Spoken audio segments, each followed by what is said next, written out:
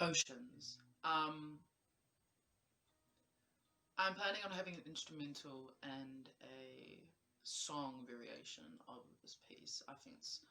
This is one of the pieces that I think is so personal to me. All of them are personal to me, but this one is just I'm very sentimental towards this piece.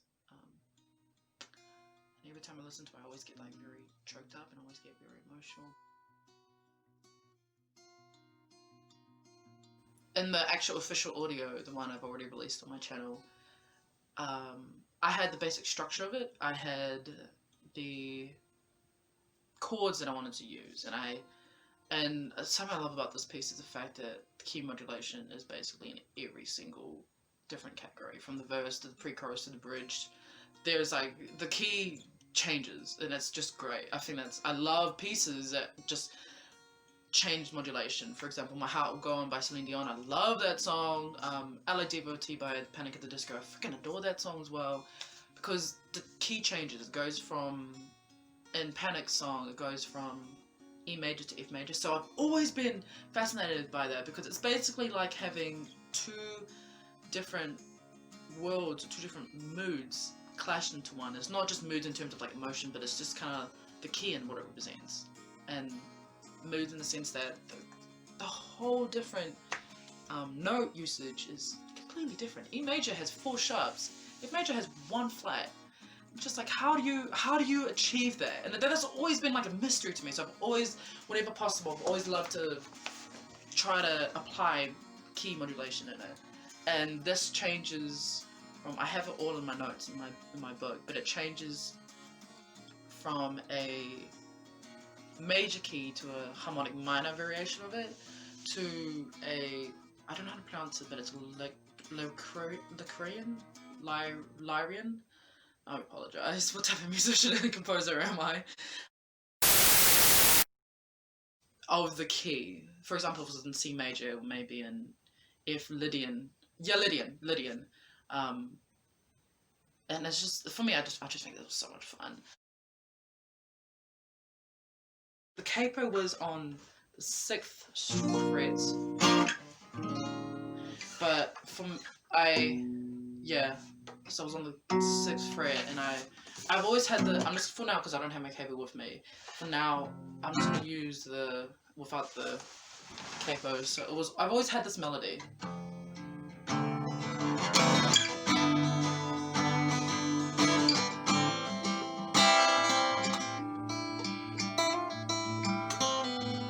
But without the picking, it was just the...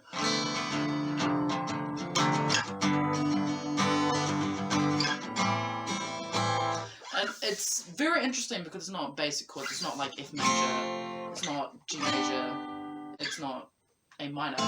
It's actually variations of this. So this is, I'm pretty sure it's F major 13th, 11th, sharp 11th, something like that. I know how to play it, but the whole chord is just very tricky. And then it has G and 6, G6, and then it has A minor 7. So these are very funky chords that are not primarily used in basic pop songs. It's not just like a basic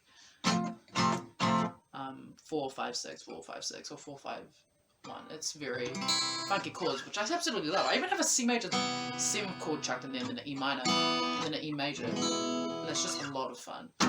Especially the lead up after the bridge, it goes like...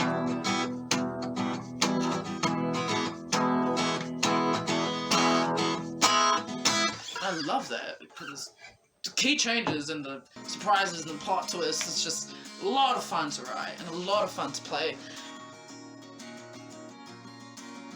I had the basic chord structures, but a lot of the improvisation, the picking, I improvised on the spot, because I just wanted it to be... I wanted it to be raw, I wanted it to be natural, but the basic Oceans chord that I just played before, that was the basis of it. That's where I based the whole piece on, the whole song on, and conceptually that's where it derived from. So yeah, I've always just been in love with that. oceans, what I wanted to represent with that song was just the whole power and devastation the ocean can bring, and just whole idea that nature as a whole needs to be respected and appreciated, needs to be cared for. People need to understand that just because we can cut down trees, just because we can shift the land or mold a river or destroy forests, which freaking breaks my heart, that does not mean that we are the one in power. In the same sense that just as we can create devastation, Mother Nature can as well. So I have this very strong respect and appreciation for nature and what it represents, but no way in hell am I ever going to try to fight a war against Mother Nature, because I know for a fact that we'll lose. Even, unless of course God just decides, you know what, go pick a fight with an ocean, and then I'll be like, okay, and I'll give it a try. But if I was just by myself, no way am I ever going to try to pick a fight with Mother Nature. I know for a fact I will lose. Even if I was just hiking, or if I was just going tramping or camping, I'll know for a fact that I'll need to keep that element of respect for Mother Nature. So behind the whole piece, I actually wanted to represent the whole gentleness and the beauty of the ocean, while also addressing the fact that the ocean is also very, very powerful. It's just this beautifully contradicting and beautifully conflicting idea of the whole gentle presence and the serenity and tranquility the ocean represents, and the beauty of water and how every human being needs it, but also the fact that the ocean is powerful, the ocean is destructive, the ocean is incredibly strong, and it's just that type of power cannot be ignored. You cannot have the serenity of the river or the ocean without admitting that the water, the whole element of the sea, rivers, the ocean, is also very frightening, and it's also like very, like, you just can't have one element of it and ignore the other. You need to have that element of respect for both parts of it, or the whole properties of water. So that's where the piece derived from. I'm very excited to finish up the details for the song variation and seeing how the lyrics actually coincide with this idea of what the ocean represents. I feel like it'll be very, because I tend to write in riddles, especially some of my poems, so it'll be quite deceptive, but in a suave way. That's what I'm hoping, but God knows how it'll actually be.